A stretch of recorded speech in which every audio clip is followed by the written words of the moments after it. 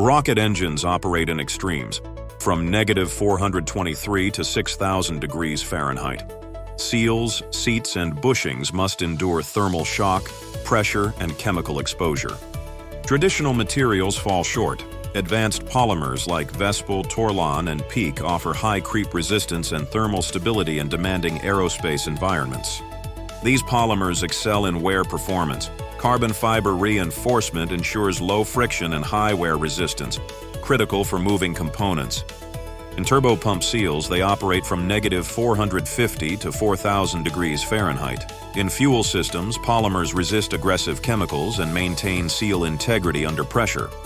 These materials are enabling simpler, safer combustion chamber designs by eliminating joint failures and improving reliability under vibration and gas erosion.